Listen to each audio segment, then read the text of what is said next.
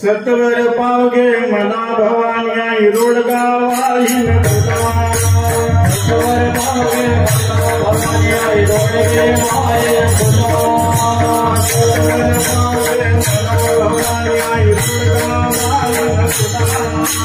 सत्वर पावगे मला भवान्या इरोड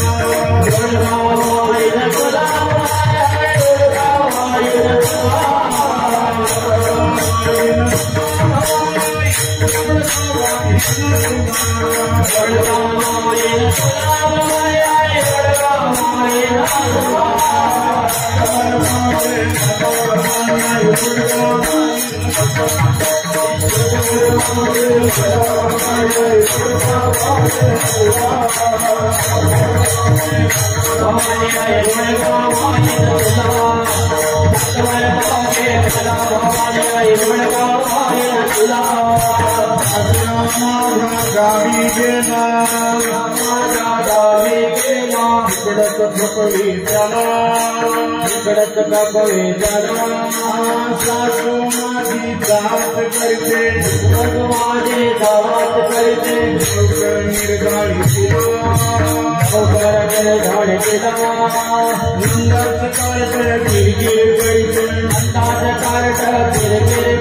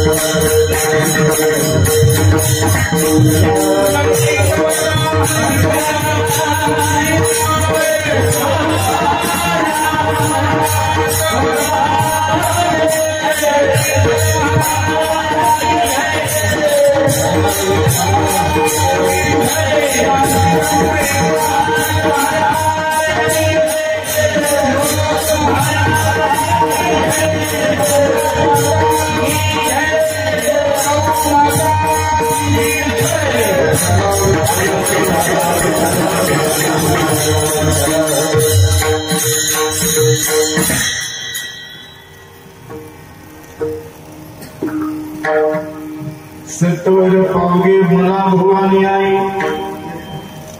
सत्वर पावगे मला भवानी आई, रोडगा वाहिन तुला. सत्वर पावगे मला भवानी आई, रोडगा वाहिन तुला. सासरा माझा गावी गेला, सासरा माझा गावी गेला, तिकडेच खपू दे त्याला. सासू माझी जाच करते, सासू माझी जाच करते, लवकर निर्दाळी तिला. जाऊ माझी फडफड बोलते, जाऊ माझी फडफड बोलते, बोडकी करग तिला. नंदेच कार्ट किरकिर करीत, नंदेच कार्ट किरकिर करीत, खरूज होऊ दे त्याला. दादला मारून आहुती देईन, दादला मारून आहुती देईन, मोकळी कर ग मला. सत्वर पावगे मला भवानी आई, रोडगा वाहिन तुला. एका जनार्दनी सगळेच जाऊ दे, कीर्तनाला आलेले सोडून. एका जनार्दनी सगळेच जाऊ दे, एकटीच राहू दे मला.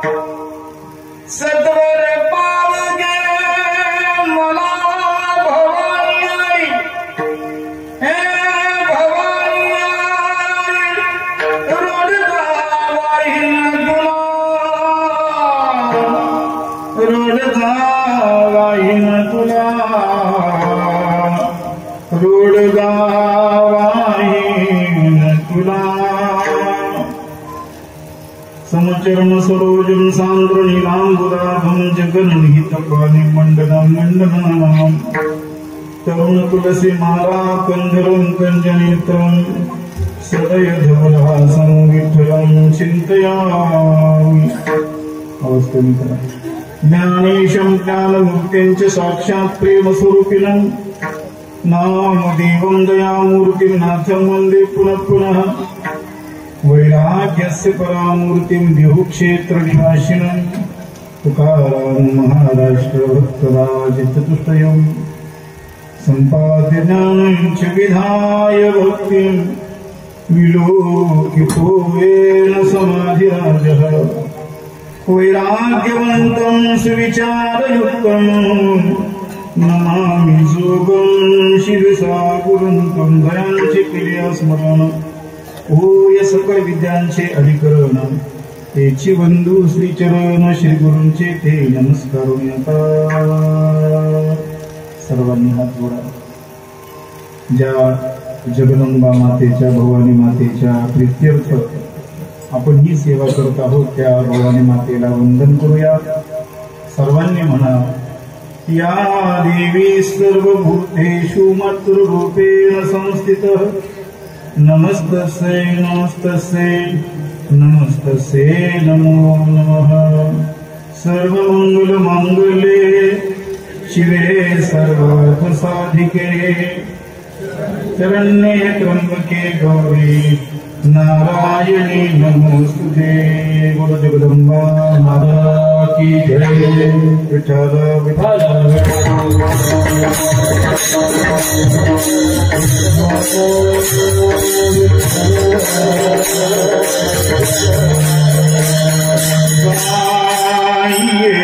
गणपति जगवंदन शंकर सुवन भवानी के नंदन बंदु गुरु पद पद पराग सुरुचि सुवास सरस अनुराग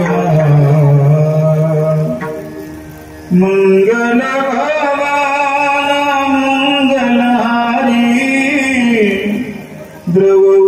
दशरथ अजिर बिहारी जय जय जय हनुमान गोसाई. कृपा करो गुरु देव की नाय. राजा राम राम राम सीता राम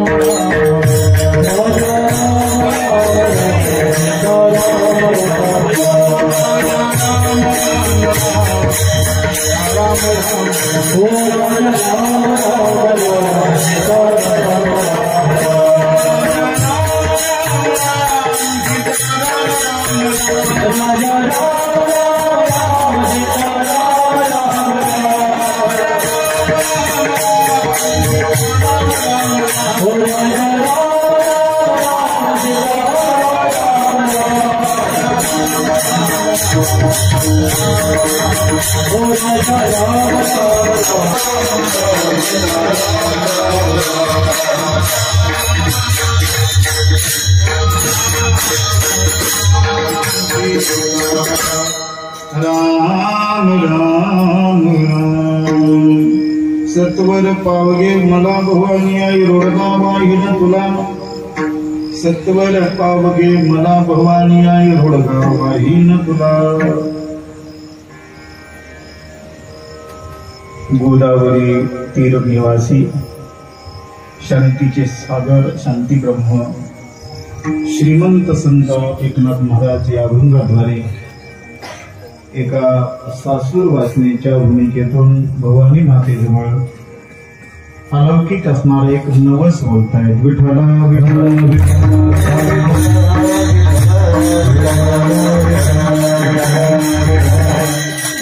संत महंत भगवंत या सर्वांच्या पदस्पर्शाने पूजित झालेल्या थोडा स्वराचा आवाज कमी करा. पवित्र असणाऱ्या या कुंजर गावामध्ये सालाबादप्रमाणे याही वर्षी स्वानंद सुज्ञावशी सद्गुरू जोग महाराज, ज्ञानोबाराय, तुकोबाराय आदी करून सर्व साधू संतांच्या आशीर्वादाने माझे ज्येष्ठ गुरुबंधू आमच्या सद्गुरू जोग महाराजांच्या परंपरेतील वारकरी शिक्षण संस्थेतील अलौकिक रत्न आणि तुमच्या आपल्या सर्व भाविक गुरुतुल्य ज्येष्ठ गुरुबंधू तुकोबारायण 1008 ज्ञानेश्वरानंद सरस्वती माऊली सिद्धेश्वर आश्रम बेलदारवाडी यांच्या प्रेरणेने ग्रामस्थांच्या सहकार्यानं अखंड हरिनाम सप्ताह, पाठचा काकडा, संध्याकाळचा हरिपाठ, हरिकीर्तन आदरणीय माऊलींच्या माध्यमातून आजची ही कीर्तनाची सेवा आमच्या वाट्याला आली आहे. आजची कीर्तन सेवा श्री ज्ञानेश्वर पोपटराव महाजन यांच्या माध्यमातून आहे आणि या निमित्तानं सर्व गायनाचार्य, छोटे मृदंगाचार्य भूषण महाराज, सिद्धेश्वर आश्रम पाठशाळा तानुसवाडी याच्याकरता एकदा टाळे वाजवा. पद्धतीनं मृदंग वाजवत आहे रोहित महाराज, चेतन महाराज, लक्ष्मण महाराज, दुसरे चेतन महाराज, सिद्धेश्वर आश्रम पाठशाळा तानुसवाडी, सप्तशृंगी मित्र मंडळ, माऊली वर्कशॉप आदी करून सर्वांचं विशेष योगदान आहे.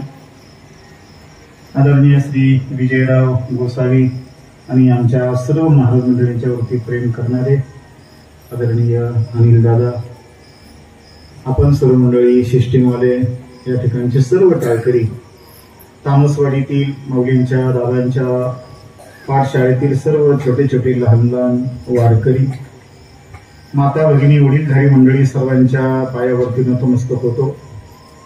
आणि कालच या ठिकाणी एक दुःखद घटना घडलेली आहे. आपल्या सर्वांचे परिचयाचे अत्यंत कमी वेळेमध्ये ज्यांना भगवंताची देवाज्ञा झाली, अल्पशा आजारानं ज्यांना आपल्यातून जावं लागलं, वैकुंठवासी चिरंजीव विकी बापू गदरी, बरोबर ना, गडरी का, वय वर्ष 22, अल्पशा आजारानं त्यांना देवाज्ञा झाली. सप्तशृंगी मित्रमंडळ सप्ताहातील सर्व कार्यकर्ते या सर्वांच्याकडून आदरणीय वैकुंठवासी विक्की दादा यांना भावपूर्ण आदरांजली. जगदीश्वर पांडुरंग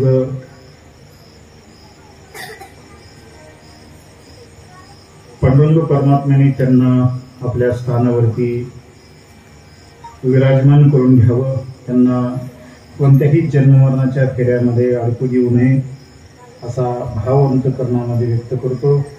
आजची या ठिकाणची संतपूजांनी यजमानांची सेवा ज्ञानेश्वर पोपटराव माळी, नाना महाजन यांच्या वतीनं होती, अशा सूचना या ठिकाणी आल्या. आदरणीय विक्की दादा अत्यंत कमी वेळेमध्ये, कमी आयुष्यामध्ये आपल्या सर्वांचा निरोप त्यांना घ्यावा लागला.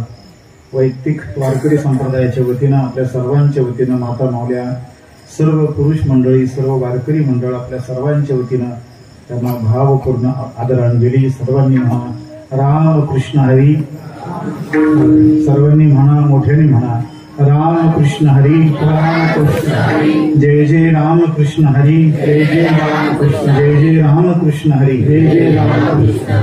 वय झाल्यानंतर जाणं वेगळं असतं, पण तरुण वयामध्ये जाणं हे अत्यंत अवघड अशा स्वरूपाचं असतं. गेलेल्या जीवात्मा त्या स्वतःच्या कर्मानुसार जात असतो, पण गेलेल्या जीवात्म्यानंतर आई आहे, वडील आहे,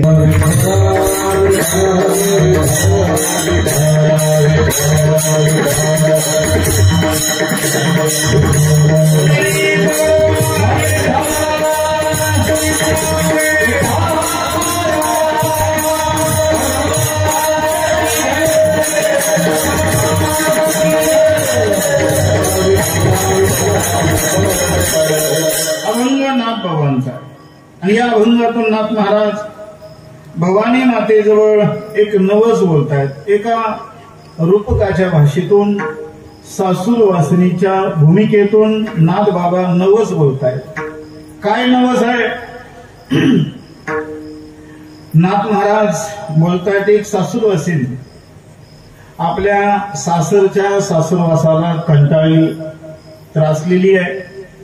काहीतरी दिवाळ सण असेल, या सणाला आपल्या माहेरी आलेली आहे. आपल्या अंतकरणातलं दुःख कोणाला सांगावं? आईला सांगावं, आईला दुःख होईल. वडिलांना सांगावं, त्यांना दुःख होईल.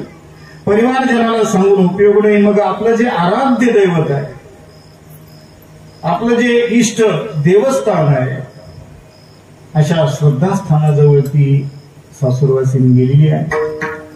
गावामध्ये जुनं पुराण मंदिर आहे. त्या मंदिरामध्ये भवानी मातेची मूर्ती आहे आणि त्या मूर्तीसमोर ती सासूरवासीन उभी राहिली आणि सासूरवासीन त्या भवानी मातेजवळ नवस बोलू लागली. सत्वर पावगे मला भवानी आई, हे आई मला लवकर तू पावन हो आणि मला पावन जर झालीस तर मी तुला रोडगा वाहीन तुला.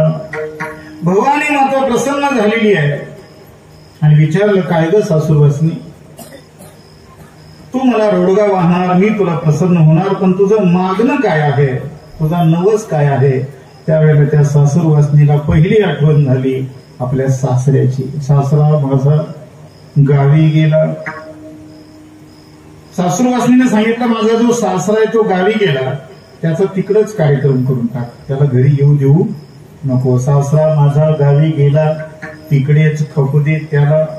आणखी काय मागणं आहे? म्हणजे आहे ना, सासऱ्याची जी पत्नी आहे ती माझी सासू आहे आणि ती सासू मला अत्यंत त्रासदायक आहे. सासू माझी जाच करते, लवकर निर्दाळी. तिला सासू देखील मला अत्यंत त्रास देते, तिला देखील निर्दाळून टाक, तिला मारून टाक. आणखी काय मागणं आहे? म्हणजे आहे ना, माझा जो पती आहे त्या पतीचा जो मोठा भाऊ आहे आणि त्या भावाची जी पत्नी आहे ती माझी जाव आहे.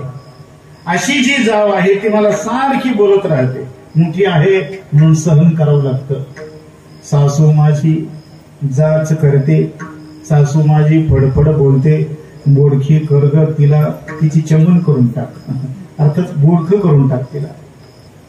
आणखी काय मागणे म्हणजे आहे ना, ननंदेचं कार्ट किरकिर करतं. माझी ननंद दिली शेजारच्या गावामध्ये निकुंबाऱ्याला. तिचा मुलगा आमच्याकडे शिकायला ठेवलेला आहे आणि ते पोरगं नीट राहत नाही, सारखं घरामध्ये किरकिर किरकिर करत राहत. त्याला तू खरूज होऊ दे, खरूज होऊ दे. त्याला खरूज झाली, तो खाजवायच्या नादी लागला की माझं काम चांगलं होईल आणि घरातली कटकट जाईल. आणखी काय मागणं आहे? म्हणजे आहे ना, दादला मारून आहुती देईन. अलौकिक मागणी मागितली, अलौकिक नवस बोलली ती सासूरवासीन. जो दादला आहे ना, त्या दादल्याचाच कार्यक्रम करून टाक, दादला मारून टाक. दादला मारून आहुती देईन, आई मला मोकळं कर, या सगळ्या जाचातून मला सोडव. नाद बाबा सांगतात, एका जनार्दनी सगळेच जाऊ दे. मी बोलून गेलो, कीर्तनाला आलेले सोडून सगळेच जाऊ दे. याचा अर्थ असा आहे की भगवंताची प्राप्ती, भगवंताचं भजन, भगवंताचा परमार्थ करायचा असेल तर तो एकट्याने करायचा असतो. म्हणून एका जनार्दनी सगळेच जाऊ दे, एकटीच राहू दे मला. सत्वर पावगे मला भवानी आई, रोडगा वाहीन तुला विठला विठला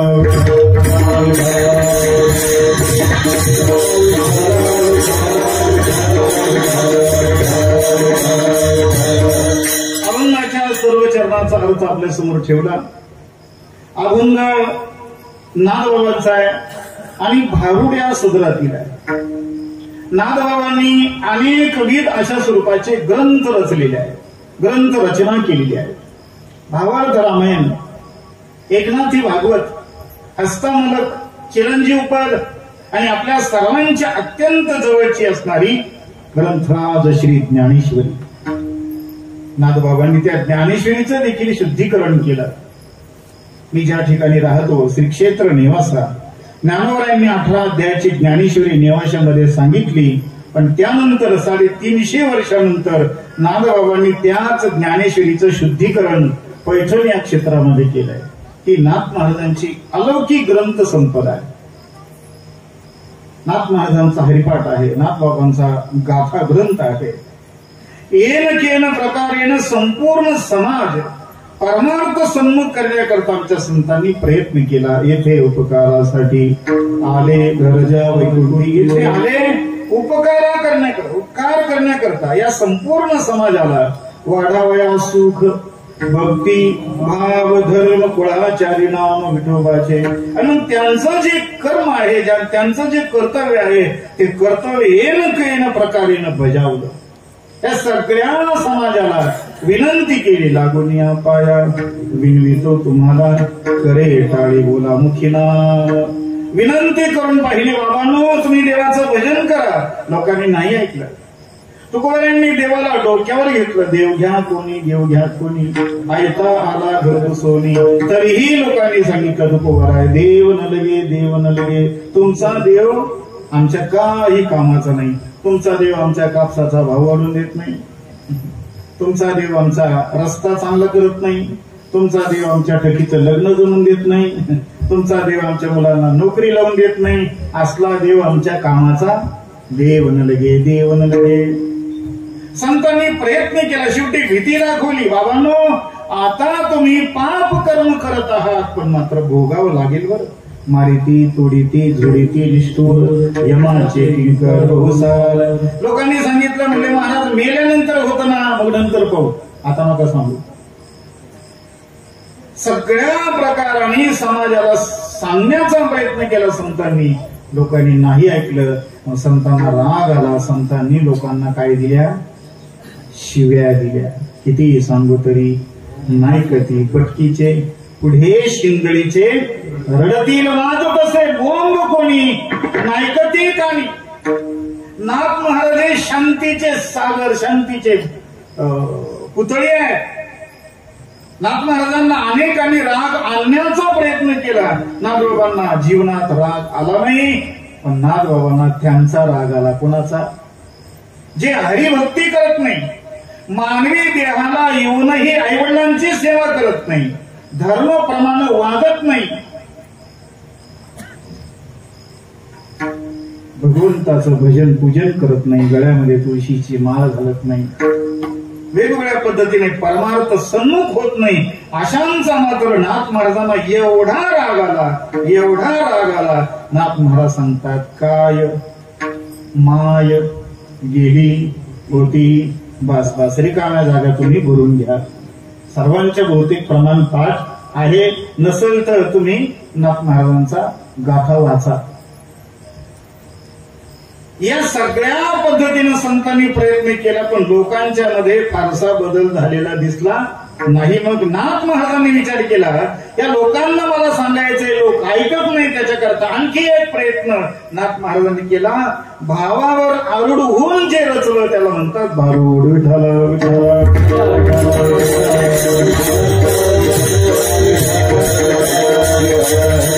नाथ महाराज पंढरपूरला गेलेले आहेत.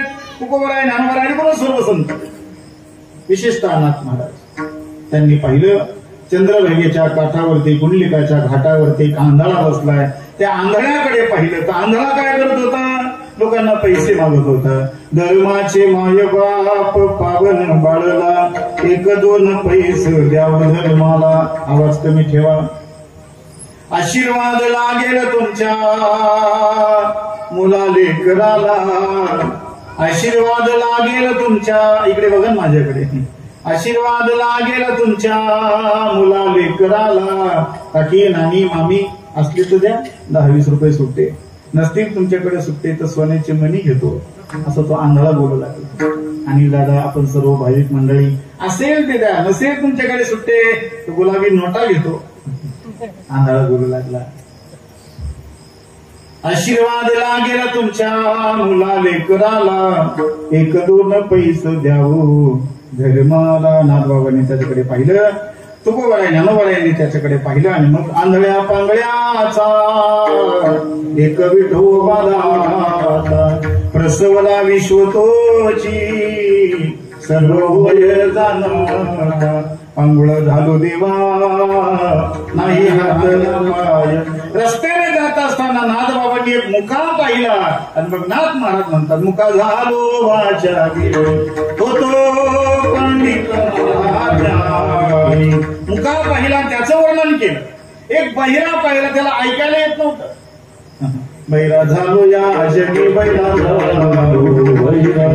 झालो या रीतीनं भावावर आरूढ होऊन जे केलं त्याला म्हणतात भारूड विठ्ठल.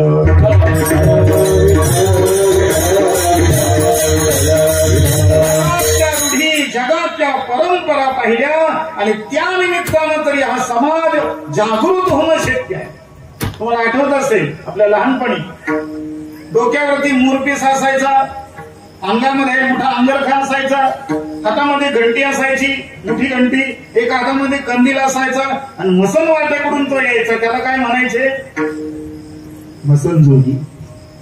आणि मग असा जोगी पाहिला जगजोगी जगजोगी जागे जागे. जोगी बनून या समाजाला जागृत करण्याचा प्रयत्न केला. इंद्राणीच्या वाळवंटामध्ये चंद्रभागेच्या वाळवंटामध्ये मोराचा टोप घातलेला अंगरखा घातलेला, आळंदीच्या ज्ञानोबाला, पंढरीच्या पांडुरंगाला, कोल्हापूरच्या भवानीला, जेजुरीच्या खंडोबाला, दानपावाला, पाटील दानपावाला, पाटील दानपावाला कोण आहे हा? गातो वासुदेव चित्त ठाई ठेवणी भावीला. त्याचा अर्थ आहे माझा शब्द प्रपंच एवढ्या करताय येण केल्या प्रकारेनं समाजाला परमार्थ सन्मुख करण्याचा संतांनी प्रयत्न केला. एक बाई रस्त्याने चाललेली होती. डोक्यावरती भलं मोठं गाठोडं होतं. पाठीवरती एक छोटस लेकरू तिनं झोळी करून बांधलेलं होतं. हातामध्ये भली मोठी काठी होती. एक असं तारेनं बांधलेलं कडं केलेलं होतं हातामध्ये. पायामध्ये चप्पल नव्हती. 8-10 दिवसापासून तिला आंघोळ नव्हती. उंचची उंच होती. केस विस्कटलेले होते. रस्त्याने चाललेली होती. तिच्या पाठीमागे 4-5 कुत्रे लागलेले होते. डोक्यावरती तिचं मोठं गाठोडं होतं आणि ती रस्त्याने चाललेली होती. कोण होती ती?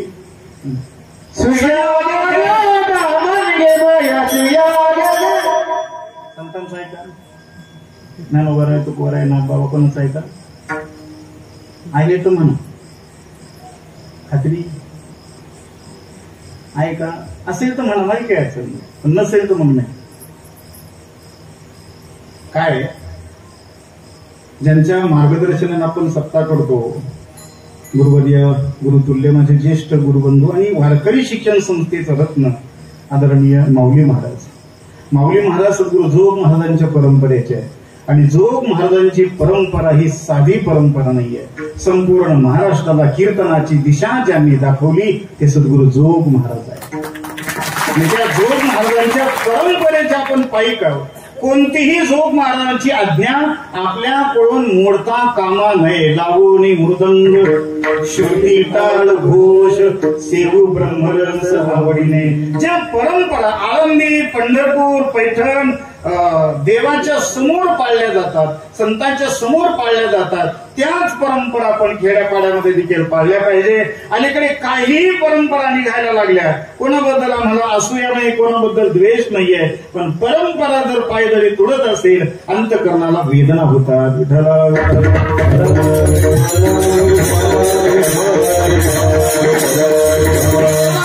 क्षेपक प्रमाण म्हणू नये. कीर्तनामध्ये आपल्या वारकरी परंपरेमध्ये पेटी चालत नाही. आता बऱ्याच ठिकाणी पेटी ठीक आहे, थोडं ऍडजस्ट करून घेतलं, पण कळसावर बांधकाम आता दुसरं वाजायला लागलं, मग थोडं मनाला थोडं हे वाटतंय. तुम्ही राग मानू नका बरं. कारण आम्ही ज्या संस्थेमध्ये शिकलो, गुरुवर्य वैकुंठवासी विठ्ठल बाबा घुले, कुणी पाहिला असेल तर कल्पना येईल. गुरुनाम गुरु वैकुंठवासी ज्यांनी संपूर्ण महाराष्ट्राला भजन शिकवलं, गुरुवर्य बोधे बाबा आणि हिमालयासारखे महात्मे होते. गुरुवर्य वैकुंठवासी विठ्ठल बाबा चौधरी ज्यांनी या खानदेशमध्ये वेगवेगळ्या ठिकाणी दौरे काढले. धुळे परिसरामध्ये, या संपूर्ण पंचक्रोशीमध्ये, या परिसरामध्ये सगळा हा परिसर ज्यांनी हरिनामानं ढवळून टाकला गुरुवर्य वैकुंठवासी नथशिंग बाबा राजपूत. किती म्हणून नावं सांगावे. ही परंपरा यांच्याकडे पाहून आपण परमार्थ करावा. जे युट्यूबवरती गाजलेले महात्मे आहेत ना त्यांच्याकडे पाहू नका. विठ्ठला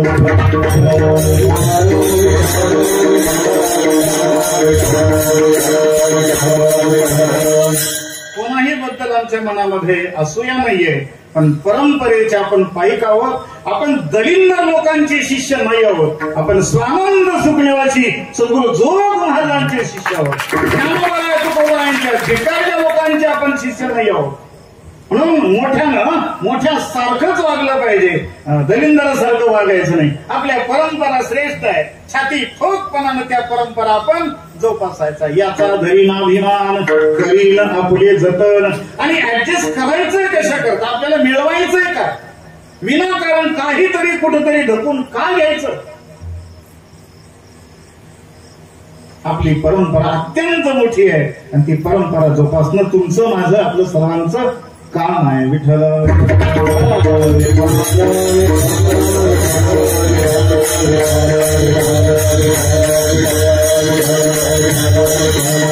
अलीकडे नाही म्हटलं तरी कीर्तनाच्या नावानं वेगळ्या पद्धतीनं परंपरा लोक काही पाळायला लागल्यात. आपण ज्या परंपरेने चालू ती परंपरा श्रेष्ठ आहे आणि त्याच वाटेने चला. मी 2 प्रमाण सांगतो आणि पुन्हा अभंगाकडे येतो. परमार्थ करायचा असेल तर स्वतःच्या मनाने करावा की संतांच्या मार्गदर्शनाने करावा. बोला.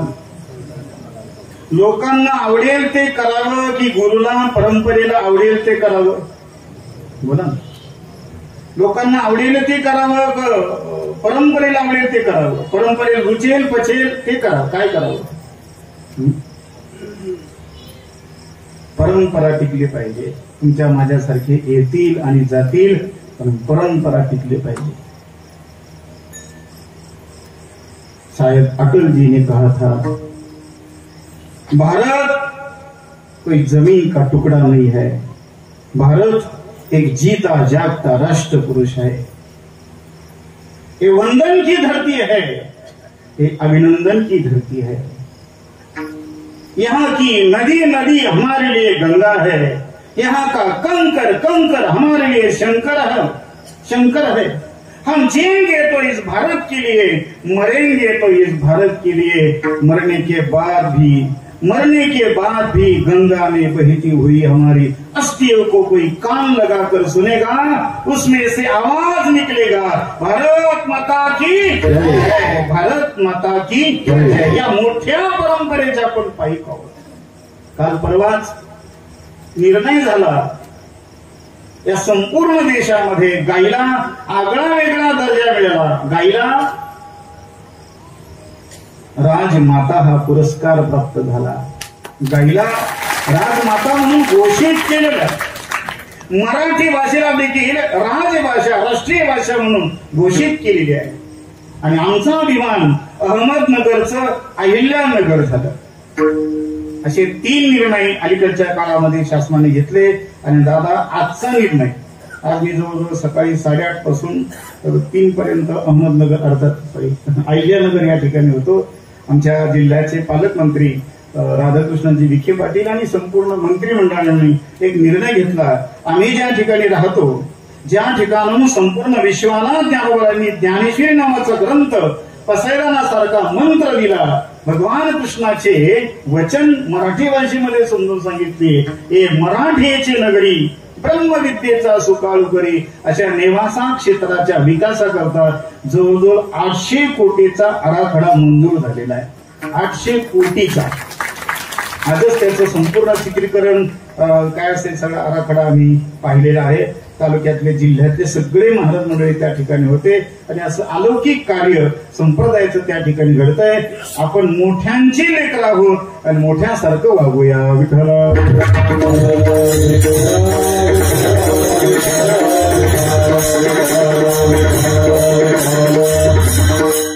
काय चाललं होतं आपलं. येईल ते सोडून. एक बाई रस्त्याने चालली होती. आली ध्यानात. कशी होती ती. डोक्यावरती गाठोडं होतं, काळी कविन्न होती, दात पुढे आलेले होते. केस विस्कटलेले होते, आंघोळ नव्हती 5-7 दिवसापासून, 4-5 कुत्रे पाठीमागे लागलेले होते आणि मग ती हातामध्ये काही वेगवेगळ्या वस्तू घेऊन निघाली. सुया घे, बिबा घे, घे माय, राम्याची माय घे, श्याम्याची माय घे, सुया घे, बिबा घे असं म्हणत म्हणत चालली. नाथ बाबांनी तिच्याकडे पाहिलं आणि मग रचलं. बय्या तुला गुरगुंट होईन गे,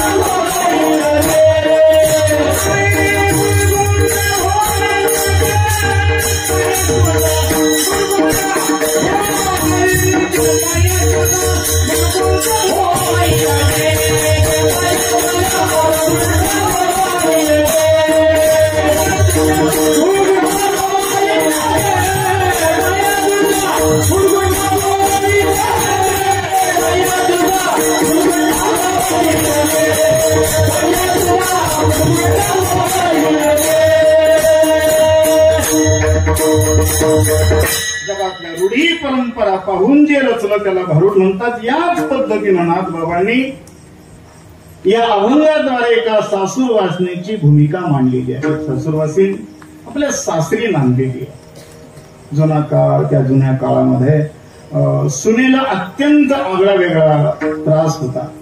सासू, सासरा, दीर, ननंद, जाव या सगळ्यांचा तिला अत्यंत मोठा त्रास असायचा. सासरी खूप त्रासलेली आहे, आपल्या माहेरी आली. आपल्या मनातलं दुःख कोणाला सांगावं? आताच नुकतंच लग्न झालेलं आहे, आईला सांगावं, आईला दुःख होईल. बापाला सांगावं तर बापाचं अजून आपल्या लग्नाचं कर्ज फिटलेलं नाहीये. मैत्रिणीला सांगावं तर मैत्रीण आपल्या समोर रडून आपलं ऐकून घेईल आणि हसून दुसऱ्याला सांगेल. आपलं दुःख इतर कोणाला सांगू नये, आपलं दुःख आपल्या इष्ट देवतेला सांगावं, आपलं दुःख आपल्या श्रीगुरूला सांगावं. इतरांच्या जवळ आपलं दुःख व्यक्त करू नये. लोक हसू दुःख करून रडून आपलं दुःख ऐकतात आणि हसून दुसऱ्याला सांगतात. बरं झालं जिरली म्हणतात. सासूरवासीन गावच्या बाजूला एक देवीचं, भवानीचं मंदिर आहे, त्या मंदिरामध्ये गेलेली आहे. भवानी मातेचं दर्शन घेतलंय. टपटप डोळ्यातून अश्रुधारा वाहू लागल्या आणि भवानी मातेच्या समोर नवस बोलू लागली. अभंगाचं पहिलं चरण. पावगे मला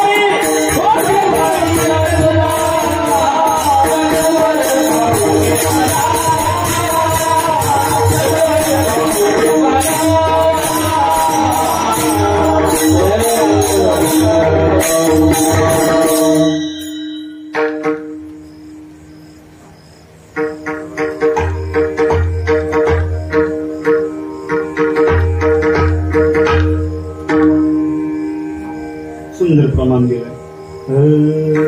सतवर पावगे मला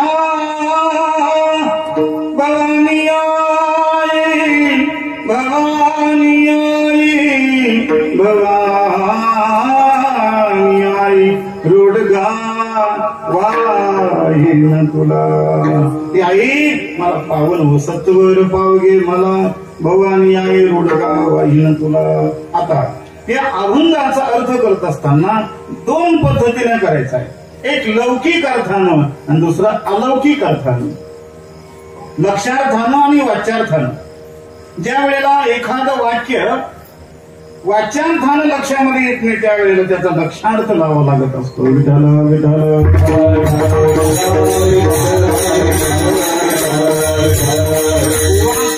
कदाचित एक असतं त्याचे अर्थ अनेक निघू शकतात. थोडस उदाहरण, एक मनुष्य दुपारी 12 वाजता स्टेट बँकेच्या कॅशियरच्या समोर जाऊन झोपला.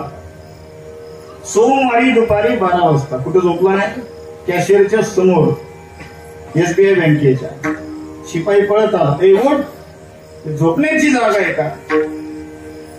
त्याने सांगितलं मला लोन घ्यायचं आहे. अरे म्हणजे लोन घेण्याचा इथं झोपण्याचा काय संबंध आहे? झोपणाऱ्याने विचारलं शिपायाला, म्हटलं किती दिवसापासून नोकरी करतो? म्हटले 15 वर्ष झाले. म्हणजे ते बोर्ड नाही वाचला. म्हणजे काय बोर्ड आहे? झोपणाऱ्या माणसाने त्या बँकेतल्या शिपायाला बोर्ड दाखवला. बोर्ड असा होता दादा, बोर्ड असा होता, यहाँ सोने पर लोन मिळता है. काय बोर्ड होता? यहाँ सोने पर लोन मिळता है. शिपाई डोकं घासायला लागला, मला 15 वर्ष झाले आपल्याला अर्थ नाही काढता आला. शिपाईने सांगितलं यहाँ सोने पर लोन नाही, कमर में लात मिळते. चल, कोण कसा कशाचा अर्थ काढेल काय सांगता येत नाही, ज्याच्या त्याच्या बुद्धीप्रमाणे. हा जो अभंग आहे त्या अभंगाचा दोन पद्धतीने अर्थ करायचा आहे. एक आहे लौकिक सासूरवासीन, दुसरी आहे अलौकिक सासूरवासीन. एक आहे लौकिक सासरा, दुसरा आहे अलौकिक सासरा. एक आहे लौकिक सासू, दुसरे अलौकिक सासू. लौकिक जाव, अलौकिक जाव, लौकिक नवरा, अलौकिक नवरा, या दोनही पद्धतीचा अर्थ या अभंगातून आपल्याला घ्यायचा आहे.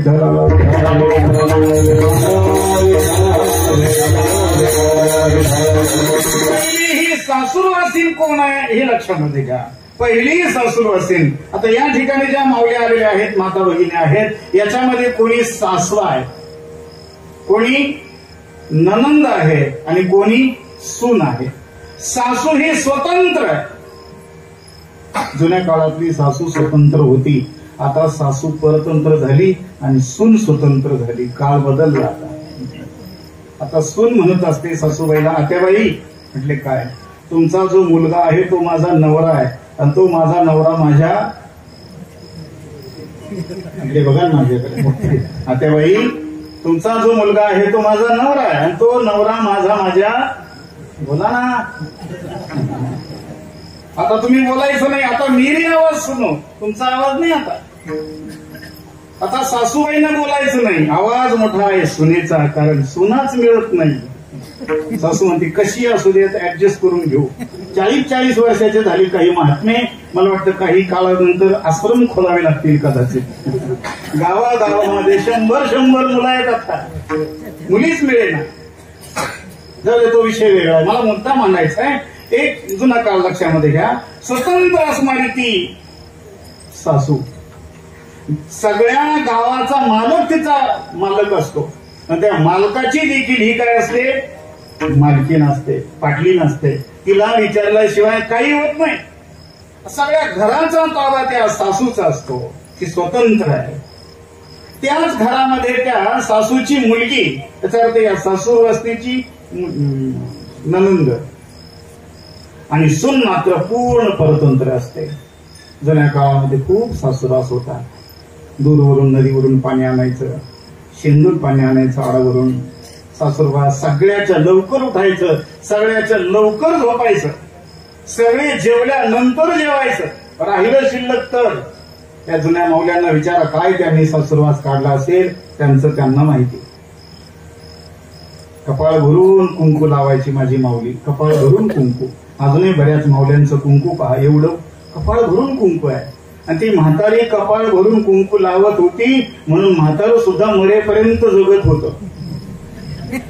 अलीकडे म्हातारा जगेच ना, कारण कुंकू एवढं बारीक झालं, कारण कुंकवाचा आणि आयुष्याचा संबंध आहे, आपण ते विसरून चाललोय. विठ्ठला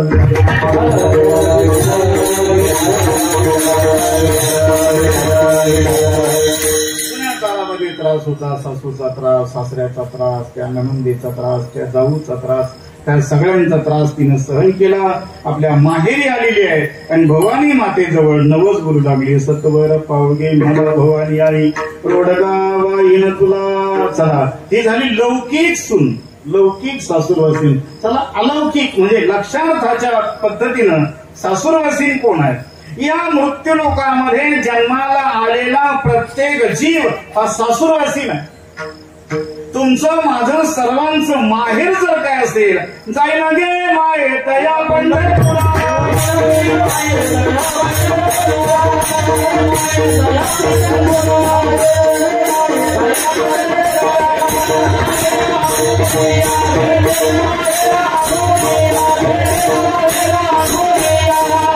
जाते ग माहेराला बाई बाई, जाते ग माहेराला माझ्या मूळच्या घराला. आलो विजाच्या माहेरा, भेटी रखुमाईच्या वरा. याचा अर्थ असा आहे, तुम्ही मी आपण सगळेजण सासूरवासीन आहोत. मला सांगा, या कोणतं गाव आहे? कुंजर गावामध्ये आपण आता सगळे बरेच जण आहात. या कुंजर गावामध्ये जन्माला येण्याच्या अगोदर तुम्ही सगळे कुठं होता? आहे उत्तर आपल्याकडे? नाही. बरं, कुंजर गावामध्ये तुमचा मुक्काम किती दिवस आहे अजून काय माहित आहे? बरं, कुंजर गाव सुटल्यानंतर म्हणजे तुम्ही तिकडे गेल्यानंतर म्हणजे कुठं? लवकर जावं अशी काय माझी इच्छा नाही, पण आपण गेलो तिकडं. एक दिवस जायचंच आहे. कुठं? राम बोलो भाई राम, जाऊ इकडं. राम बोलो भाई राम. किती दिवसांनी जायचं माहित नाही, पण तिकडे गेल्यानंतर अर्थात या मृत्यू लोकांची यात्रा संपल्यानंतर पुढे कुठे जायचंय काही माहीत नाहीये. याचा अर्थ आपण पराधीन आहोत. माझ्या कर्मे जीवरावे, ते तिही सुखदुःखी फळावे, तया दे भोगावया यावे देहाले का. प्रभू रामचंद्र सांगतात, हे भरता.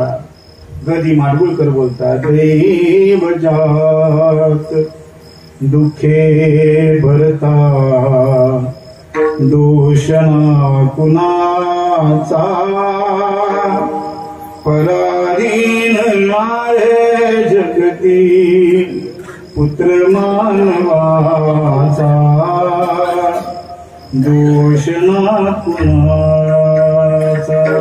प्रभू रामचंद्र आपल्या सावत्र भावाला सांगतात, हे भरता नको उडू बाळा, मी वनवासाला आलोय, तुला राज्यपद प्राप्त झालं, हा दैवाचा खेळ आहे. दोन ओंडक्यांची होते सागरात भेट, एक लाट तोडी दोघा पुन्हा नाही गात. तया पर्याय बाळा मेळ माणसाचा, पराधीन आहे जगती पुत्र मानवाचा, दोष ना कुणाचा. आपण सगळेजण पराधीन आहोत. किती दिवस जगायचं माहित नाही, कुठे जन्माला आलो, ते कसे जन्माला आलो काही माहित नाही. पराधीन आहोत. तुकोबराय देवाला सांगता, देवा कागा सासुरवासी मजा केले भगवंता,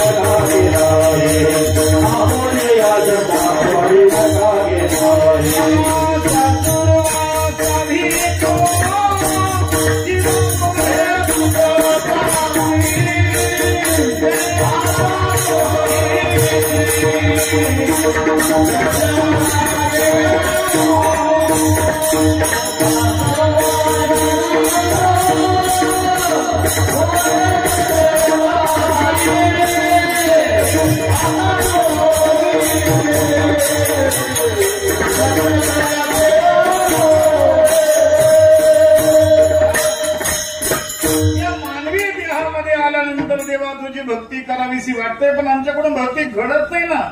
प्रभातेसी वाटे तुमच्या यावे दर्शना, येथे नटले जोडी उरली राहे देवा, येथे अवघे वाया गेली दिसली सायास, तुका म्हणे नास दिसे झाला. याचा अर्थ असा आहे की तुम्ही आम्ही जन्माला आलेले सर्वजण आहोत, सगळेजण सासुरवासीन आहोत आणि त्या देवाकडे प्रार्थना करावी, त्या भवानी जवळ प्रार्थना करावी की हे माते सत्वर पावगे मला भवानी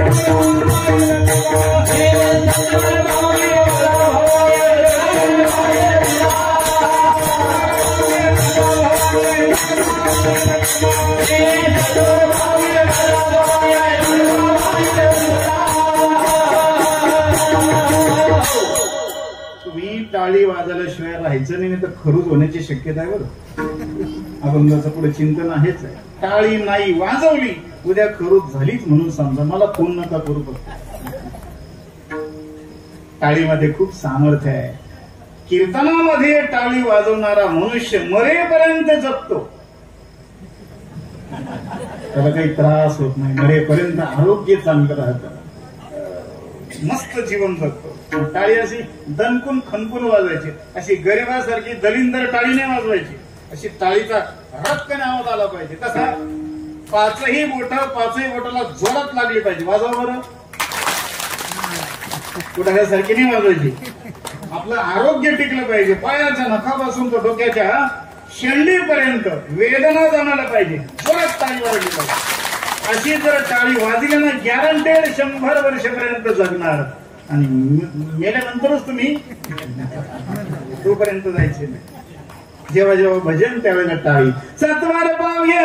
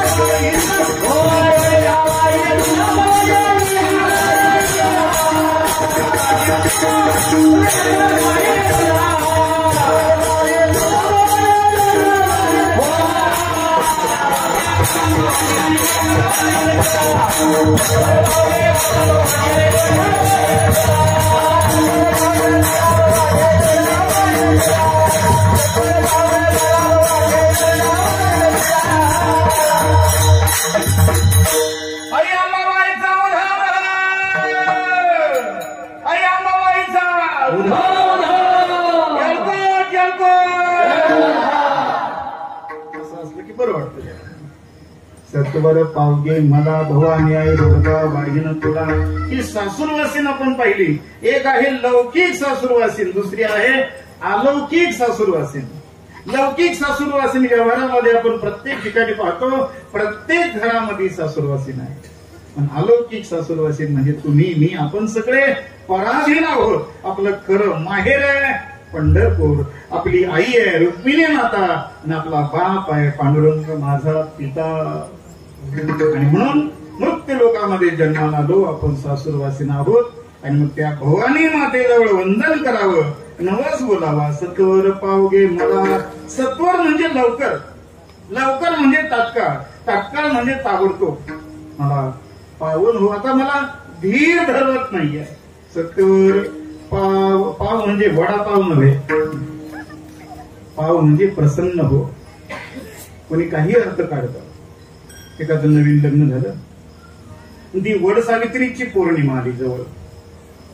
ती पहाटे उठली बिचारी, काय असेल घर कामधाम केलं, दुपारचे 12 वाजले. ते वडाच्या पूजेला निघाली. हे पाठीमागच होतं, नवीन लग्न झालेलं होतं. वडाच्या पूजेला गेली, त्या वडाची पूजा केली, त्या वडाला प्रदक्षिणा घातल्या. किती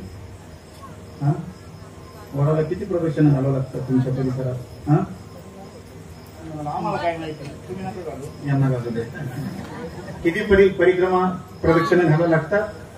7 प्रदक्षिणा घालावं लागतात. तिनं त्या वडाची पूजा केली, त्या वडाला 7 प्रदक्षिणा घातल्या. हे मागे मागेच होतं. कोण? तिचा मालक नवीन लग्न झालेलं होतं, नव्याची नवाई असते आणि मग तिच्या मागे मागेच होतं. तिनं 7 प्रदक्षिणा त्या वडाला घातल्या, हात जोडले आणि डोळे बंद केले आणि म्हणली वडा पाव, वडा पाव, वडा पाव. हे पाठीमागं चुक होतं. त्याने विचार केला बिचारी पहाटे उठली, भूक लागली असेल, ते पळतच वडापाव सेंटरला गेलं, 4-5 वडापाव घेऊन आलं, मिरची सुद्धा आणली. तिचं आपलं चाललं होतं वडा पाव, वडा लई बोंबलू नको सर, वडा घे, पाव घे, मिरची घे, आपण दोघं खाऊ. तिनं डोळे उघडून पाहिलं वडापाव. म्हटलं हो हा वडापाव नव्हे, मी या वडाला सांगते वडा मला प्रसन्न वडा पाव आणि असलंच 7 जन्मपर्यंत मिळू दे, असं नवस नाही बोलते. याचा अर्थ वडाला प्रसन्न करून घ्यायचे. आपल्या भारतीय परंपरेमध्ये, सनातन धर्म संस्कृतीमध्ये झाडाला देखील देव मानण्याची परंपरा आहे. वडच का पूजला जातो त्याचं कारण आहे, वड 24 तास ऑक्सिजन देणारं वृक्ष आहे. वड असेल, पिंपळ असेल, तुळस असेल, आणि वड जगला पाहिजे. वड जगण्याकरता, पिंपळ जगण्याकरता, वडांची पिंपळाची संख्या वाढण्याकरता कावळा जगला पाहिजे. कारण कावळ्याच्या विष्ठेमधून वडाची आणि पिंपळाची निर्मिती आहे, जन्म आहे. म्हणून कावळ्याला प्रत्येक पिंडदानाच्या वेळेला त्याला बोलावं लागतं, कावळ्या ये रे बाबा, म्हणून कावळा जोपासला गेला पाहिजे. कावळ्याचं रक्षण म्हणजे वडाचं रक्षण, पिंपळाचं रक्षण, आणि पिंपळाचं रक्षण म्हणजे मानव जातीचं रक्षण, सगळ्या सृष्टीचं रक्षण. ऑक्सिजन निर्माण झाला पाहिजे. मध्यंतरीच्या काळामध्ये, कोरोनाच्या काळामध्ये ऑक्सिजन कमी पडत होता. वडाच्या झाडाजवळ नेला की त्याला ऑक्सिजन फुल मिळालाच म्हणून समजा, सिलेंडरची गरज नाही. याचा अर्थ असा आहे, बहुतेक त्या सावित्रीनं तेच केलं असलं पाहिजे. त्या सत्यवानाला वडाच्या झाडाखाली आणलं, त्याला आयुष्य प्राप्त झालं. विठाल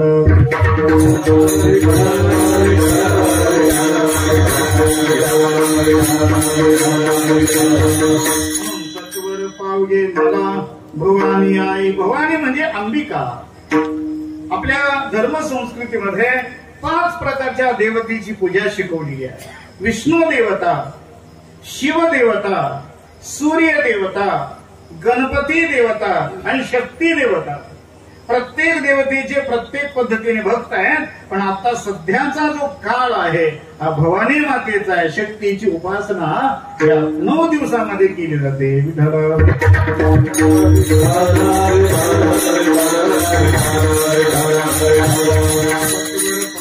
मला भवानी आई, आई मला प्रसन्न हो, आणि तू जरा मला प्रसन्न झाली तर रोडगा वाहीन तुला. आता लौकिक रोडगा, लौकिक रोडगा बहुतेक तुमच्या परिसरामध्ये माहित आहे. जुन्या काळामध्ये गोवऱ्या माहिती, गोवऱ्या घ्यायच्या, त्याची अशी पद्धतीने गोळ तयार करायची आणि त्याच्यामध्ये पिठाचे गोळे करायचे, ते भाजायचे. भाजल्यानंतर पुन्हा त्याचे बारीक बारीक तुकडे करायचे, गावरान तुपामध्ये ते तळायचे आणि मग त्याला काय म्हणायचे, रोडगा. आमच्याकडे तुमच्याकडे त्या मानाने सारखी पद्धत आहे. मग ते वरण करायचे, मुगाचं असेल, डाळीचं असेल, गावरान तूप टाकायचं, ते रोडगे खायचे. हा लौकिक रोडगा. पण चला अलौकिक रोडगा हा आहे. नागबाबा सांगतात, आत्मनिवेदन भरित रोडगा निवतील हर हरी, एका जनार्दनी धन्य खंडेला त्यावर कुंचावारी, मल्हारीची वारी माझ्या मल्हारीची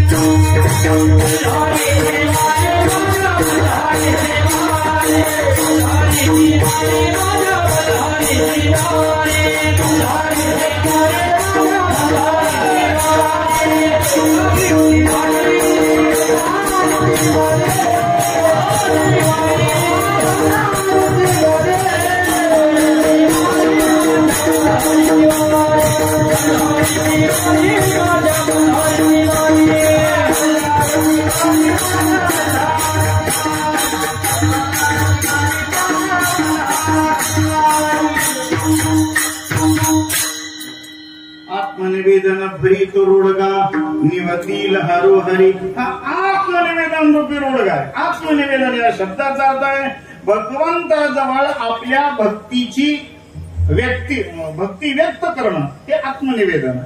देवाला सांगायचं, देवा तू माझा स्वामी मी तुझा रंग. देवा तू माझा स्वामी मी तुझा रंग आहे. देवा तू माझा आहे मी तुझा आहे. देव माझा मी देवाचा हीच माझी सत्य वाचा. देवा तू माझा आहे आणि मी तुझा आहे. नको ब्रह्मज्ञान आत्मस्थिती भाव मी भक्त तू देव ऐश्वर्य हे आत्मनिवेदन आहे. अनेक पद्धतीचे आत्मनिवेदनात्मक संतांचे अभंग आहे. नवविधा भक्तीपैकी शेवटची भक्ती आत्मनिवेदन आहे. श्रवणम कीर्तनम विष्णुस्मरणम पादसेवनम अर्चनम वंदनम सख्यम पुढे दास्यम सख्यम आणि शेवटची भक्ती आहे आत्मनिवेदन. श्रवणापासून सुरू झालेली भक्ती आत्मनिवेदनापर्यंत थांबते. याचा अर्थ भगवंतासमोर आपल्या भक्तीचं व्यक्त करणं म्हणजे आत्मनिवेदन. आणि हा आत्मनिवेदन रूपी रोडगा त्या भवानी माते समोर मांडायचा आहे. म्हणून हे भवानी माते सत्वर पावगे मला भवानी रोडगा वाहिन तुला.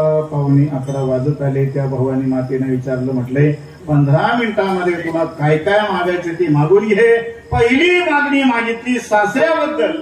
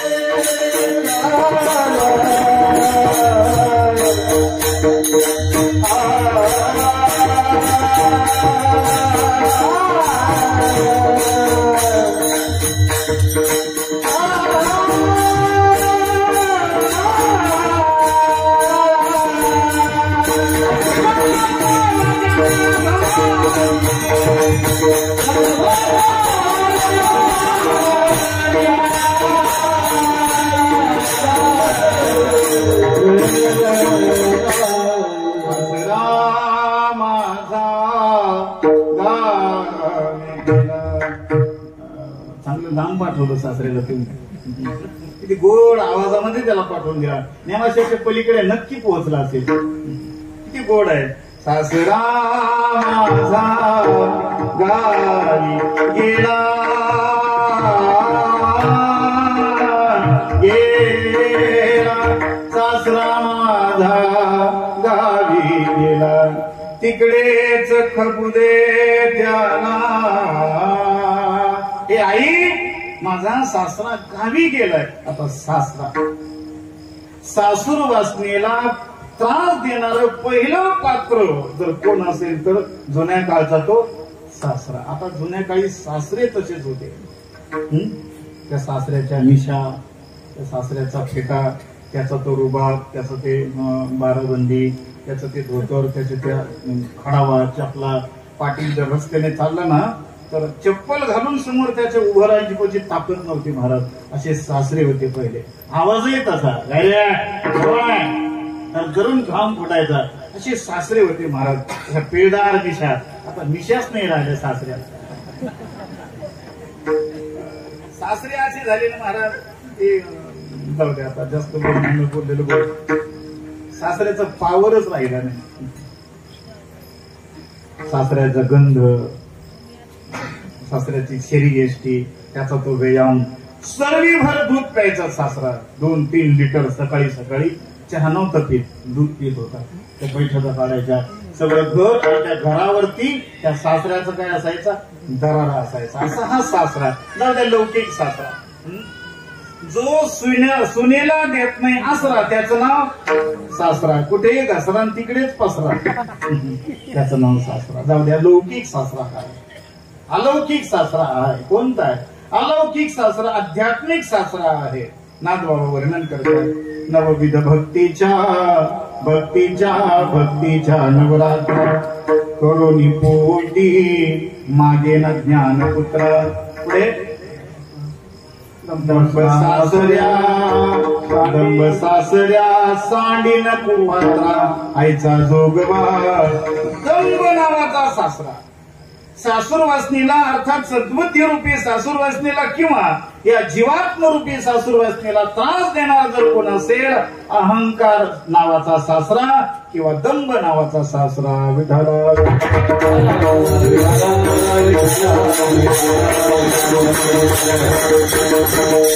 मी कोणी एक मोठा कीर्तनकार, मी कोणी एक मोठा गायक आहे, मी कोणी एक मोठा वादक आहे, मी कोणीतरी एका पंगत देणार आहे, मी कोणीतरी सप्ताहाचा कार्यकर्ता आहे, मी कोणीतरी गावाचा चेअरमन आहे, मी कोणीतरी आमका टमका ढमका आहे, असा प्रत्येकाचा जो अभिनिवेश आहे तो अहंकार प्रत्येकाला त्रास देतो. आपल्या भाषेमध्ये त्याला इगो म्हणतात. खट कोणी म्हणलं का अरे म्हणलं म्हणतो का रे मला काय समजलास, काय समजायचं बाबा तुला. प्रत्येक जण स्वतःला काहीतरी आगळं वेगळं समजतो. आजचा काळ अत्यंत भयानक आहे. जुना काळ होता, गावाला गाव पण होतं, घराला घर पण होतं आणि माणसाला माणूस पण होतं. आता माणसाचं माणूस पण संपलंय, घराचं घर पण संपलंय आणि गावाचं गाव पण संपत चाललंय. गावामध्ये एक मनुष्य शब्द दिला, सगळं गाव त्या माणसाचा शब्द पाळत होतं. असं गाव पण होतं. घरामध्ये एका माणसाने शब्द दिला की घरातले सगळे सदस्य त्या माणसाचा शब्द पाळत होते आणि माणसाचं माणूस पण सिद्ध होतं. आता माणसं राहिलेले. काही माणसं फक्त श्रावण महिन्यामध्ये माणसं राहतात, बाकीचे 11 महिने ते माणसं नसतातच. श्रावण महिन्याच्या अगोदर एक अमावस्या असते, काय नाव तिचं? श्रावणाच्या अगोदर अमावस्या असते, काय नाव तिचं? तिला गटारी हे नामकरण कुणी केलं? बहुतेक गटारामध्ये पडणाऱ्यानेच केलं असतं. त्यांना एकादशी कळत नाही. दारू पिणाऱ्यांना, मांस खाणाऱ्यांना त्याला काय माणसं म्हणावं. आजच्या काळामध्ये दररोज आपण पेपर पाहतो, 3 वर्षाची कन्या या लोकांना समजत नाही, 85 वर्षाची आई म्हातारी त्याला कळत नाही. एवढे विषांत झालेला हा समाज आहे. आज याचं प्रबोधन कोण करणार? काहीतरी कुठंतरी मोबाईलवरती अश्लील दृश्य पाहिले जातात, वासना भडकल्या जातात आणि त्याचा परिणाम आपण समोर पाहतोय. माणसं राक्षस बनले. राक्षस तरी काही मर्यादा पाळत होते, आता घराघरामध्ये एवढे राक्षस जन्माला आलेत महाराज.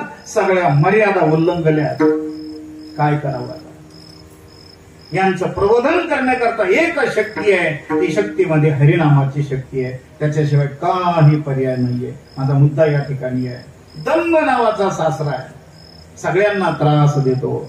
म्हणून नामदेव महाराज सांगता, देवा अहंकाराचा वारा न लागो राजसा, माझ्या विष्णुदासा भाविकासी. अहंकार सगळ्यांना त्रास देणार आहे. देवाला सगळं ओझ सहन होतं, सगळं ओझ सहन होतं, पण तिळभरी जरी होया भीमा,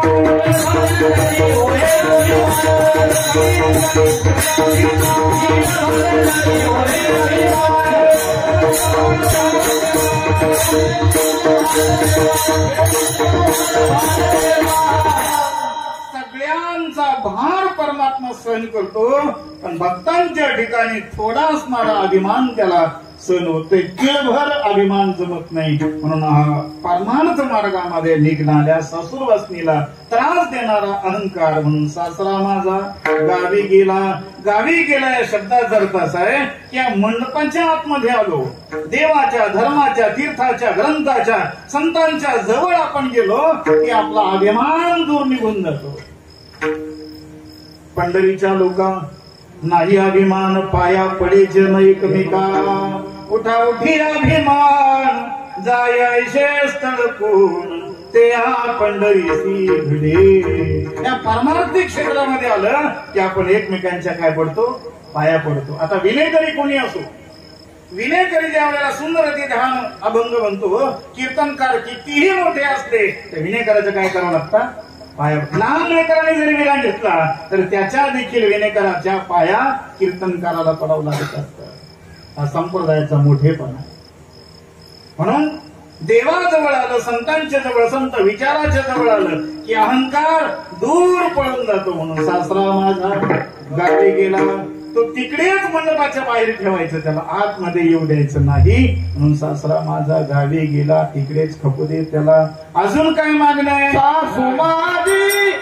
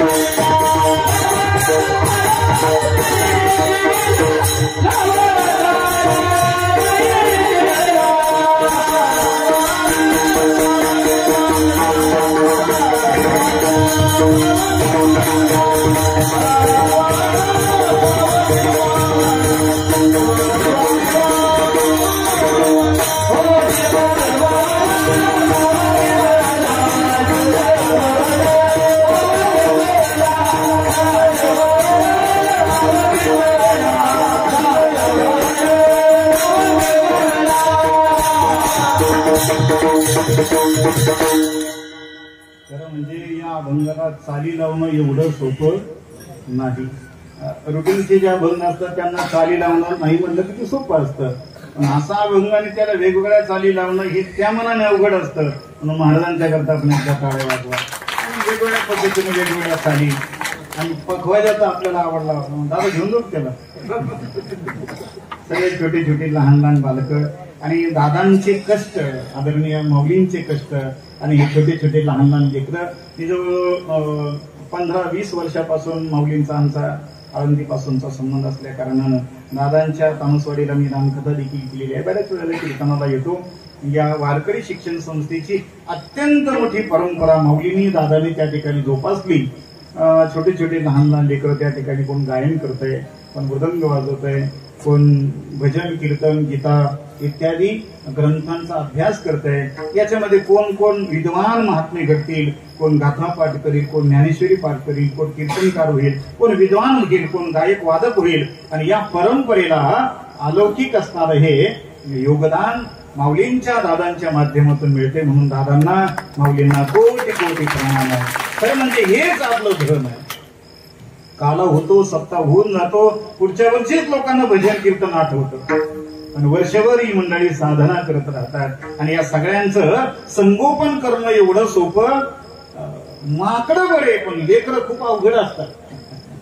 आणि या लेकरांना देखील आकार द्यायचा, त्यांच्याकडून हे सगळं करून घ्यायचं एवढी सोपी नाहीये. आपल्या घरामध्ये आपल्याला आपले 2 सांभाळता येत नाही आणि एवढे सांभाळायचे सोपे नाही.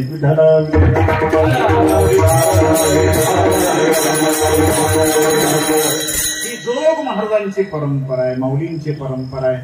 छोटे छोटे लहान लहान लेकरं या ठिकाणी भगवंताचं भजन करतात. किती अलौकिक असणारा आनंद आपल्याला या ठिकाणी मिळत आहे. सासू माझी जाच करते लवकर निर्धारित तिला. आता सासूचं वाटोळ करू, पण एकदा आपण भजन करू. एकदा सगळेजण हात वरती करा मोठ्या प्रेमाने. तुम्हाला सासू मरावी असं वाटत असेल ना, तर हात वरती करा.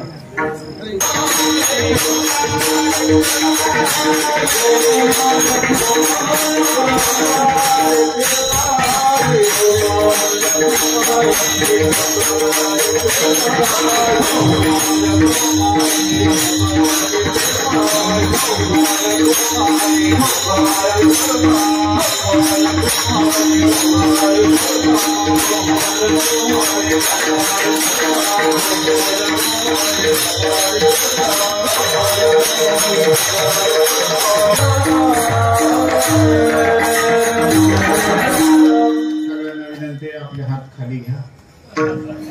चांगलं भजन केलं. भवानी माता आपल्या सर्वांना आशीर्वाद देणार आहे. माऊली बाबा आपल्याला आशीर्वाद देणार आहे. ते काम करा. कीर्तन संपलं जवळजवळ. ज्यांनी ज्यांनी टाळी वाजवली त्यांनी फक्त एक उजवा हात वरती करा. फक्त उजवा, डावा नव्हे, उजवा. एकदम सरळ. आता घ्या फोटो. एकदम सरळ. ज्यांना माऊलीचा मातेचा आशीर्वाद पाहिजे त्यांनी उजवा हात वरती करा आणि आपलीच पाठ टाकून घ्या. वा वा वा वा. कोण आशीर्वाद देणार दादा आपल्याला? आपणच आपल्याला आशीर्वाद देऊन घ्यायचा आहे. आपली आपण त्याला सोड बाबा सांगत असतात. ज्यानं ठरवलंय आपलं कल्याण करून घ्यायचं त्याचं जगात कोणी वाटोळ करू शकत नाही. आणि ज्यानं ठरवलंय आपलं वाटोळ करून घ्यायचंय जगामध्ये त्याचं कोणी कल्याण करू शकत नाही. म्हणून सासरा माझा गावी गेला तिकडेच खपू दे त्याला. आणखी काय मागणं हे आहे. सासू माझी जाच करते. जवळजवळ 30-35% सासू आहे. सासू कोण? सुनेच्या डोळ्यातून दिवसातून 6 वेळा काढते असो. तिचं नाव जुन्या काळाचं सांगतो. आता हे उलट झालं. सुनेला काहीतरी बोलत राहणार, सुनेला काहीतरी बोलत राहणार. आम्ही अशा नव्हतो, आम्ही तसं नव्हतो, आम्ही हेच केलं का, आम्ही तेच केलं काय, आम्ही असंच केलं का, आम्ही तसंच केलं का. जुने कीर्तनकार मंडळी घटना सांगायचे. एक सासू दररोज त्रास द्यायची त्या सुनेला. आम्ही अशा नव्हतो, आम्ही तशा नव्हतो, आम्ही हेच केलं का, आम्ही तेच केलं का. ती नवीन आलेली सून अशी कृषी झाली, बारीक झाली. एक दिवस त्या सुनेचा आजे सासरा तिथे आला. या सासूचा देखील सासरा गंध लावलेला आहे, कपाळाला वारकरी आहे, गळ्यामध्ये माळ आहे, जप करणारा, ज्ञानेश्वरी वाचणारा. तिने ती नाचून पाहिली. विचारलं, म्हणले काय ग, एवढ्या मोठ्या भरल्या घरात राहते, अशी बारीक झाली, काय कारण?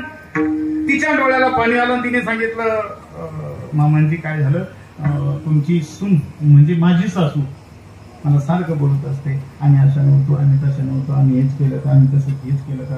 म्हणजे असं तुला बोलते? म्हणजे हो. त्या आजी सासऱ्याने त्या नाथ सुनाला सांगितलं, म्हणजे काम उद्या तुला जर बोलायला लागली ना, तू फक्त एकच सांगायचं. म्हटले काय? पळून तर गेले नाही ना, एवढं म्हण फक्त, बाकी तू पाहतो मी काय असं. दुसऱ्या दिवशी सकाळ झाली, तिचं विष्णू सहस्रनाम सुरू झालं. सासूचं, आम्ही अशा नव्हतो, आम्ही तशा नव्हतो, आम्ही हेच केलं का, आम्ही तेच केलं का. आता हिला जरा आधार आलेला होता सुनेला. ती सरळ उभं राहिली, नजरेमध्ये नजर घातली, सांगितलं, सासूबाई मी पळून तर गेले नाही ना, तुला कोणी सांगितलं सांग मी पळून गेले होते म्हणून. कारण हिचं वर्ण त्यांना माहित होतं सासऱ्याला.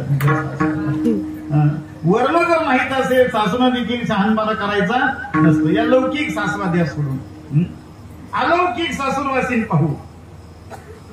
नादबाबा सांगतात, कल्पनेची सासूईचा बहुताची जाचू, कल्पनेची सासूईचा बहुताची जाचू, देहभाव ठेवून पाई, देहभाव ठेवून पाई, ब्रह्मपदी नाचू, चला बाई वृंदावनी रस घ्या पाहू, चला बाई वृंदावनी रस घ्या पाहू.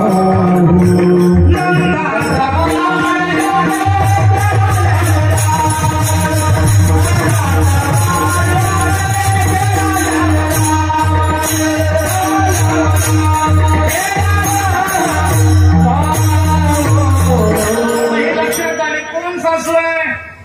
सासू कोण आहे बोला, कोण सासू आहे? नावाची सासू. म्हणजे परमार्थ मार्गामध्ये ज्या वेळेला आपण निघतो, मनामध्ये वेगवेगळे संशय निर्माण होतात. असं होईल का, तसं होईल का, हे होईल का, ते होईल, विनाकारण काहीतरी कल्पना तर्क करत राहणं. ती कल्पना नावाची सासू त्रास देते. म्हणून सासू माझी त्रास करते, लवकर निर्दाळी तिला तिचं वाटोळं करून टाक. आणखी काय मागणं म्हणजे आहे? काय मागणं आहे? जाऊ माझी फडफड बोलते, बोडकी कर ग तिला. आता जाव कसं कोणाला म्हणतात? आपला जो पती आहे त्या पतीचा जो मोठा भाऊ आहे आणि त्या मोठ्या भावाची जी पत्नी आहे तिला काय म्हणतात? जाव. तुमच्याकडे जावंच म्हणतात ना, तर याव जावं म्हणतात. जावा जावा काय शब्द आहे. अपेक्षा वेगवेगळ्या पद्धतीच्या संतांचे प्रमाण दिलेले आहेत. या सगळ्या आपल्याला त्रास देतात. मानवी जीवन जगत असताना मनामध्ये काहीतरी विकल्प निर्माण होणं, काहीतरी विकार निर्माण होणं, या विकार ज्या आहेत त्यांना जावाच्या स्वरूपात म्हणतात. म्हणून जाऊ माझी फडफड बोलते, बोलची करगतीला. अजून काय मागणं आहे? ननंदेचं कार्ट चिरचिर करत, खरोज होऊ दे त्याला. आता ही ननंद कोण? ज्ञानवाऱ्या सांगतात, इच्छा द्वेष समुत्थेन द्वंद्व मोहेन भारत. ज्ञानवाऱ्यांनी एक रूपक केलं. ज्ञानवाऱ्या सांगतात, तेच इच्छा ही कुमारी झाली, ती कामाच्या कामी आली, द्वेषेशी मांडली. थकला कोण? अहंकार. त्या गावाला त्या गावाला त्या गावाला, पण मुलगा नवरदेव मिळेना इच्छेला. पण एका गावामध्ये एक पाटील भेटला, त्या पाटलाचं नाव होतं द्वेष. त्या द्वेषाला देखील बायको मिळत नव्हती आणि हिला नवरा मिळत नव्हता म्हणून दोघांचं काय झालं, जमलं. असं आपल्याकडे म्हण आहे, हाडळणीला नाही नवरा आणि खैसाला नाही बायको.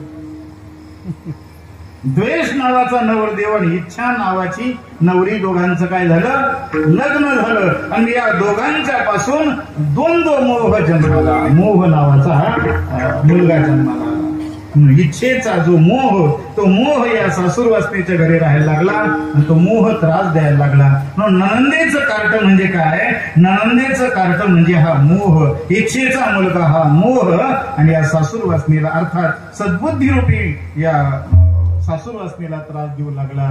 नणंदेचं कार्ट किरकिर करतं, काय होऊ दे, खरूज होऊ दे त्याला. आता खरूज आजार असा आहे, खाजवत असताना बरं वाटतं पण नंतर मात्र त्रास होतो. ज्यांना ज्यांना खरूज झाले असेल त्यांना अनुभव आहे. खाजवत असताना असं वाटतं वा वा क्या बात आहे, आपण तर मुख्यमंत्रीच झालो. असं खरा खाजवतात माणसं. कुठली असेल त्यांची असेल तिथे एवढा त्याला आनंद होतो. भाग गेला शिन गेला, खरा खाजवतात. पण एकदा त्याची खाज संपली की मग त्याला इतका त्रास होतो. आग होती. त्याला विचारलं का काय झालं, काय म्हणले आग झाली. म्हणजे काय केलं, म्हणले खरूज होती. मग म्हणले खाजवली, खरूज खाजवली, त्रास झाला.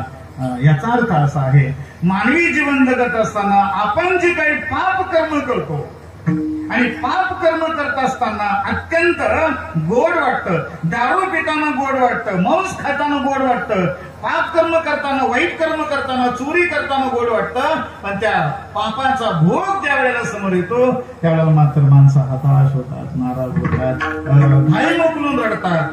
त्या पापाचा ज्या वेळेला भोग येतो ना त्यावेळेला हाय हाय हाय हाय करत असतात. म्हणून नणंदेचं कार्ट किरकिर करतं, खरोज होऊ दे त्याला. आणखी काय मागणं आहे, दादला मारून अवती देईन, मोकळी कर ग मला. आता लौकिक दादला आपल्या सगळ्यांना माहित आहे, मुडकेचं घर, तुटकेचं छप्पर, पुढे देवाला देवघर नाही असला नवरा नको ग बाई, मला दादला नको ग बाई, असला नवरा मला नको, मला घटस्फोट यायचाय.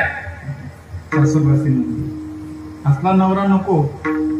लौकिक नवरा सोडून दे, आपली वेळ झाली आहे. अलौकिक नवरा पाहू, पण तुम्हाला टाळी वाजवावी लागेल. हातवरती टाळी नाही वाजवायची, फक्त आमच्या तालामध्ये टाळी वाजवायची.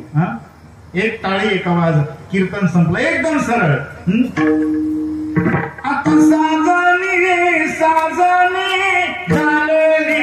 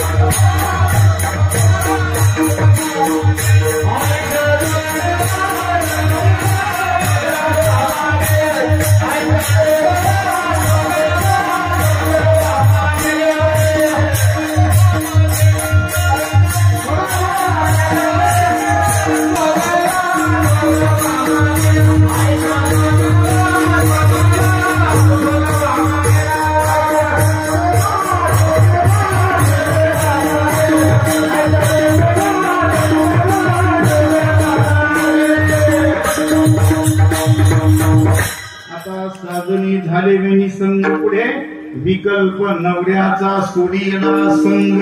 हा विकल्प नावाचा नवरा